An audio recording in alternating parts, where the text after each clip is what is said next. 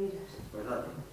Moi bo día a todas e a todos. Acompáñame unha vez máis Mercedes Vázquez Bertomeu para presentar un novo número da nosa colección de cadernos de Compostela, o caderno número 5, que desta vez está dedicado ás casas do Concello, as diferentes ubicacións que durante a historia da nosa cidade estivo ubicada a Casa do Pobo, a casa dos concellos.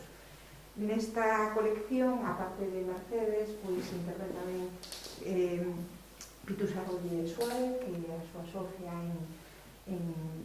conforman de historia, que fan todos os contidos, os traballos de investigación destes cadernos con un cuidado do deseño e maquetación e ilustracións magníficas de Marcos Vigo. Os anteriores cadernos estiveron dedicados o primeiro, creo que a Semíguez, o segundo ás festas e celebracións do noso Concello, e o terceiro, celebrando o centenario da xeración Nós, estivo dedicado a nós. O último que presentamos foi o dedicado a Compostela de Emilia Pardo Bazán, e agora presentamos estas casas do Concello. Este é un relato magnífico, moi divulgativo. Este é o propósito dos cadernos, que se achegue a toda a veciñanza de Compostela, que era sempre moi importante, porque así, a través dos centros socioculturais, dos centros de ensino, e demais equipamentos, queremos distribuílos para que se acheguen a toda a nosa veciñanza. Como decía, este é un percorrido por o que foi Compostela a través as súas o corazón da súa cidade, a través das casas dos concellos, empezando por a época na que non existían esas casas, sen casa, pero no corazón da cidade, porque, como moi ben se explica nunha placa no adro da igrexa de Santa Susana, ali se facían as asambleas da veciñanza, as reunións na época medieval, e ali empezou todo. Despois o relatará moi ben Mercedes.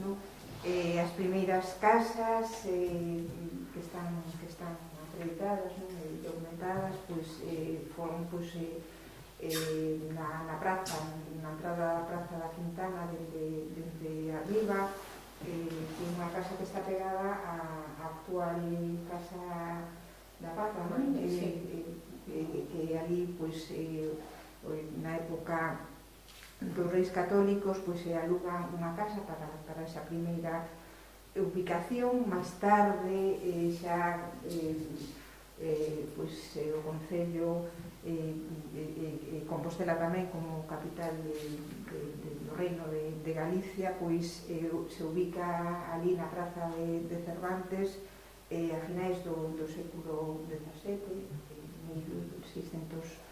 1687, se ubica este Concello. Domingo Andrade fai unha evaluación uns anos despois, porque a situación estaba bastante precaria, e se plantexa unha nova casa que é un exemplo magnífico da arquitectura barroca civil, da pouca arquitectura civil que queda na nosa cidade, e esta é un exemplo moi importante. E despois pasamos xa no século XVIII, un século despois, aquí a Raxoi, que compartimos durante moitos anos, moitas décadas, varios séculos, ca igrexa. En todo caso, este documento que hoxe presentamos fala de moitas cousas máis, entendendo que ao final complementa pois esa memoria da cidade, non?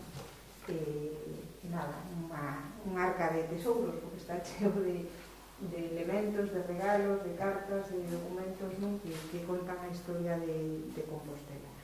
Entón, pasaría a palabra a Mercedes. Hola, bo día.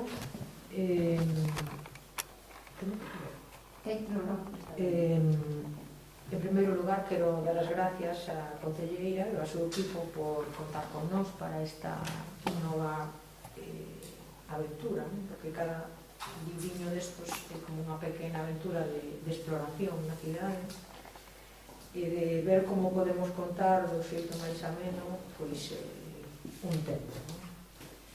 Neste caso foi un pouco un desafío, porque resulta que, ainda que o Pazo de Raxoi é, sen dúbida, un dos edificios máis emblemáticos da cidade, o certo é que moi descoñecido na súa faceta de casa vivida, de edificio vivido, neste caso pola administración municipal. Iso pasa tamén co resto das casas que ocupou o Concello. É moi curioso porque o Concello ven sendo a instancia máxima de representación da cidadanía, non? E como a materialización do noso autogoberno, sempre dentro, pois, hoxe dentro dos marcos que establece o noso sistema, e noutro tempo, pois, dentro do sistema señorial, non? Pero había sempre atribucións, o urbanismo, que sempre estiveron en mans do Concello, non? E iso se gestionaba desde a casa, das casas do Concello, non? Como dixo Mercedes, facemos un panorama desde os primeiros espacios que serviron como sede da corporación ata o Pazo de Raxoi, non? Ata incluso momentos tan próximos a nós como a cesión dos espacios que eran os históricos da Corporación Municipal, na parte de alá do edificio, a Xunta de Galicia, non? Que é como pechar un pouco un ciclo, non? Falase, pois, vaise debullando unha historia que é un pouco como unha historia da cidade, pero de outro xeito, non? No sentido de que ao principio, cando o propio Concello non había leis nin cousas destas, non? Entón, a propia organización política das cidades foise auto-organizando, non? E pasamos, pois, dos tempos da Asamblea en Santa Susana ou da toma, o xuramento, toma de posesión e xuramento dos alcaldes na igrexa de San Paio, non? Pois, os rexedores nese momento se reunían nunha sala no piso alto dunha notaría na Quintana a ter o primeiro edificio independente, que era este que mencionaba Mercedes, na esquina no que hoxe sería Vía Sacra, nesa esquina, nesa saída da Quintana, que foi un avance no sentido de que, por exemplo, había unha sala para que o alcalde municipal, que era o que editaba a xustiza en casos como máis de andar por casa, pois xa tiña un sitio específico para estar, non? E dai pasouse a Cervantes, que foi outro avance. O edificio tamén foi primeiro alugado, logo en propiedade, pero era xa un edificio máis grande, con un espacio para reunións, non solamente do que os rexedores, non? Senón tamén os grupos que hoxe chamaríamos comisións de traballo, non? Aí o importante é que por primeira vez o Concello ten diante de si un espazo público propio e civil, porque antes tiña, pero era a Praza da Quintana, onde había mercado, cemiterio, entrada de peregrinos, tal, mentres que na Praza do Campo, que é a que hoxe chamamos Cervantes, é un espacio público propio diante unha praza na que a corporación pode visibilizar o seu poder, non? Na forma de enganar os balcóns ou formar comitivas e desfiles nos grandes días, non? Este edificio, foise estropeando e acabaron reformando totalmente para facer este que hoxe vemos, que hai que dicir que ten unha rehabilitación moi cuidadosa cos elementos orixinais, por iso hoxe ainda poden verse os restos das pinturas, os espacios de a distribución orixinal, das súas salas, e que tiña fachada a Praza de Cervantes, non ao Preguntoiro, non? Hoxe entramos por un lateral e temos que entender o edificio como aberto directamente á praza, non? Con ese balcón no que se colocaba a corporación nos grandes días, non? E, bueno, pois un edificio realmente fermosísimo, moderno para o seu tempo, ainda que pequeno xa un pouco, pero, bueno, había espacio de arquivo, hoxe ainda se ven ali os ocos das alacenas, que era como chamaban os armarios, os andéis para os mazos de documentación, os espacios das notarías, os espacios de reunión dos rexedores, a audiencia, incluso pequenos espacios de servizos para servidores municipais como o pregoeiro e tal, non? Ese edificio quedou tamén, foi estragando co paso do tempo, e comezou a barallarse unha proposta dun edificio novo que é o que finalmente acaba sendo o Pazo de Raxoi, ainda que houve varias propostas e acabaron aceptando a idea do arcebispo Raxoi de un edificio compartido co seminario, non? Bueno, pouco é o que se pode decir que non se teña dito sobre o Pazo de Raxoi, non? Que é un edificio sorprendentemente digamos que mestura simbióticamente o que é unha certa elegancia e majestosidade propia dun edificio público como era este, non? Coa necesidade de dotalo de espacios usables, non? Utilizables, tanto para vivir o persoal e ter a vida a xente do seminario como que na propia parte do concello. E lembro que a parte do concello era máis pequena, que era a que hoxe está, onde agora está a Xunta de Galicia, non?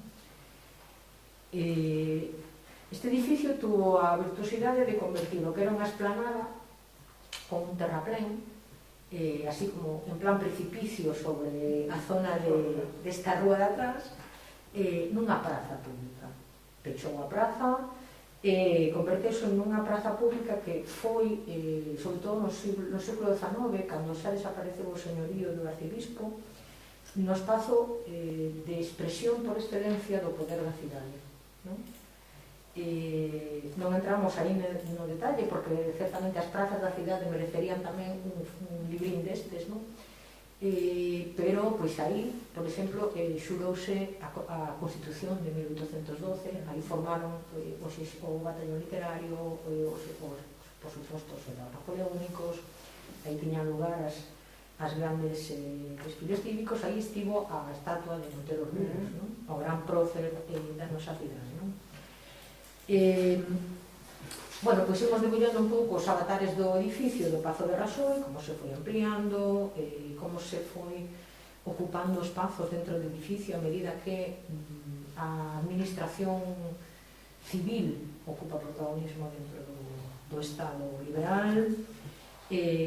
Menciónase tamén algúns acontecementos históricos vinculados ao edificio, como por exemplo as visitas dos reis, que dormiron, que se acomodaron dormitorios e salas para dormir no edificio, e, bueno, pois as corporacións republicanas, a reunión das comisións que prepararon o Estatuto de 1936 e finalmente a cesión do espacio a Xunta de Galicia ao Consello da Cultura Galega, non? Como que foi un acto xeneroso, pero, bueno, un pouco interesado da cidade no sentido de recuperar o seu papel histórico como capital, non?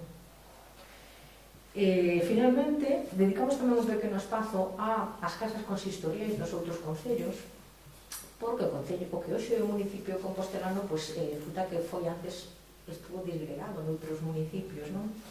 O de Sar, o de Conxo, en Festa, mesmo Villestro. Desto queda pouca traza, pero sí que, bueno, por menos a de Festa, que todavía está ali, e que hoxe é o centro sociocultural, bueno, pois merecía unha lembranza, non? E tamén fixemos unha pequena nota sobre o patrimonio que ten o concello, non? Sobre todo neste edificio en concreto, non? Que son, bueno, que é unha barbaridade, porque hai algunhas mesas, por exemplo, feitas por artesáns de moita zona no seu tempo, como o Sanido, mesas con incrustacións maravillosas, non? Entón, no libro hai algunha foto de cousas así como curiosas, non? Como son as sillas que se usaban no século XVII dos concelleiros para reunirse, que eran o que se chamaban os archibancos, que son sillas como altas e que están no depósito municipal que hai no Museo do Pobo Galego. Está, por exemplo, unha foto moi bonita de Pérez Constanti no seu despacho do Arquivo Municipal. Trae uns planos materiais relativos a decoracións, un pouco que nos permitan facernos un pouco unha idea de como era antes, non? Quero destacar entre estas cousas de materiais históricos que hai no Concello, ainda que non está aquí, unha colección de cadros bastante interesante, non? E logo algunhas cousas curiosas que saíron un pouco a luz a raíz do plan director, non? Que é como, por exemplo, a silla que usaba Pérez Constanti no seu despacho, que é unha peza ferrosísima fabricada en Viena dun estilo modernista que se conserva estupendamente, non? E que está aquí no Pazo de Ración en algún sitio, non? Agora se inventariou e, xa está preparado, digamos, como para intentar conservarlo, non?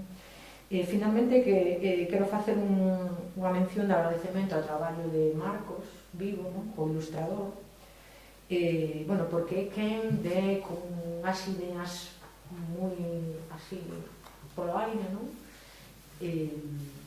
redactar, deseñar e evocar os ambientes e o que queremos contar en cada páxina, que neste caso concreto é unha cousa bastante complicada porque non estamos contando unha historia, sino que estamos describindo cousas, non? E non foi difícil a ilustración, non? A mí en concreto o que a portada encántame, claro, é un espacio como moi recoñecible por todo o mundo, non? Entón, así sobre a idea, xa queda a punto, non?